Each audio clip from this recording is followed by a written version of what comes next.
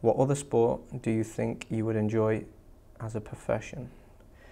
I'd have to say golf.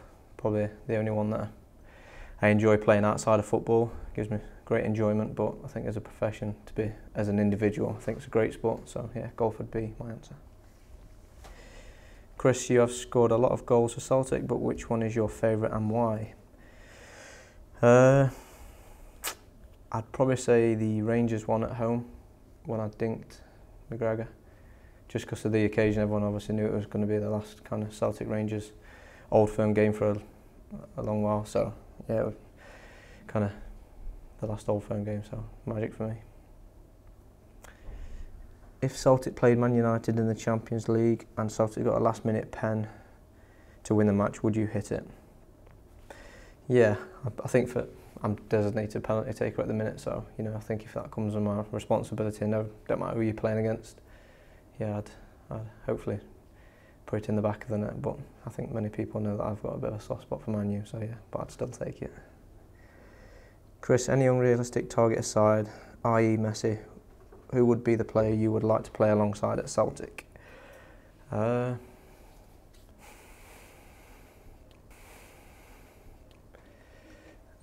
think in an ideal world, I'd like to get Hoops back. I think he's probably the only person I've had a really good, strong relationship on the park with. So he's one of the best players I've played alongside. I think it's not unrealistic to think that we could get him back one day. But yeah, I think obviously Messi would be the ideal one. But yeah, get Hoops back, I think that'd be magic.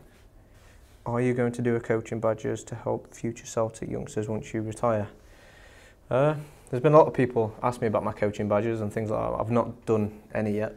Something that I'm probably going to do later in life, but with me being only 30 years old, it's not something that I'm putting all my efforts in to do. But I think when you get to a certain stage in your career, 34, 35, it's definitely something that's good to have on your CV. So something that I am looking to do, but I wouldn't say that I'm striving to be a Celtic coach to get the youngsters into the first team. Prior to joining Celtic, did you have any links to them previously, i.e. as a fan, second favourite club, etc.?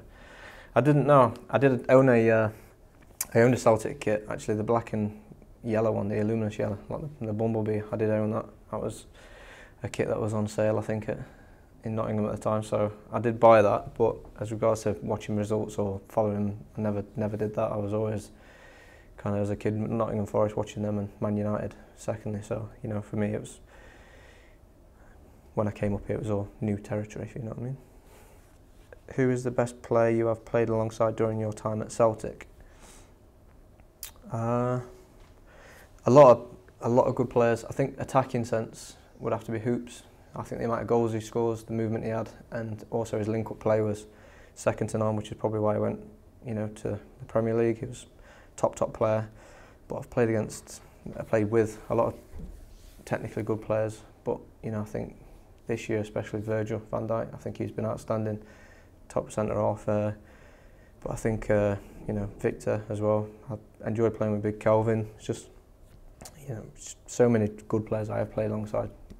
Big Fraser Forster in goal as well. So I've been lucky enough to play with a lot of top players. But I think alongside would be Hoops, just because he's up there with me. So yeah, Hoops. Are you superstitious, or do you have any pre-match rituals? None at all, no. I think when you start thinking like that, you can start thinking about things not associated with football. Do you put your left shin pad on before you right one on your socks? And I know there's plenty of players that are very superstitious. Our coaching staff are very superstitious. They like to keep the kind of same training schedule, the same sort of passing draws that we do. If we're winning, if we lose, we have to change it just a little bit. So I know that there's people in the football that are superstitious, but me personally, I'm not at all, no. What's your favourite tattoo on you? I'll probably say my kids' names. I've got my boys on my side of my ribs and my daughter in my elbow, so I'll say my kids. That's a pretty easy one, isn't it? What's been your most memorable goal so far in your career?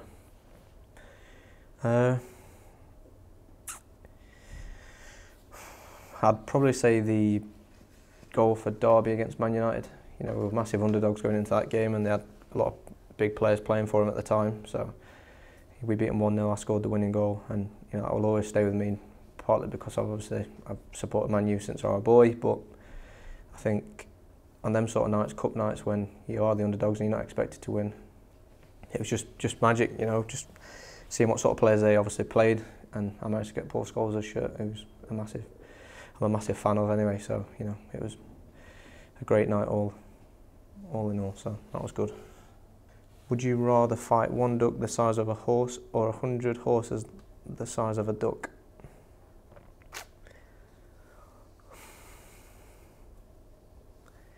I would rather fight 100 horses the size of a duck. Because I don't know, I mean, what do you say to that? How much do you hope to raise for the Magnus Goals for Charity initiative?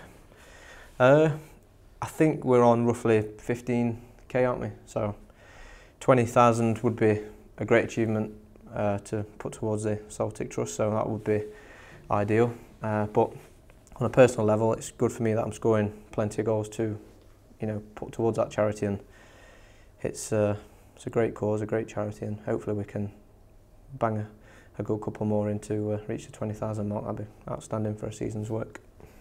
Why are you called Puff?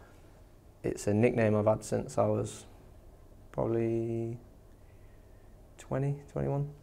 It was given to me by a ex-player when I was at Nottingham Forest. His name's Andy Impey, and we used to get changed in a very tight corner, and he always said it like I'd been puffed up. I was taking up all the space, so I was Puff.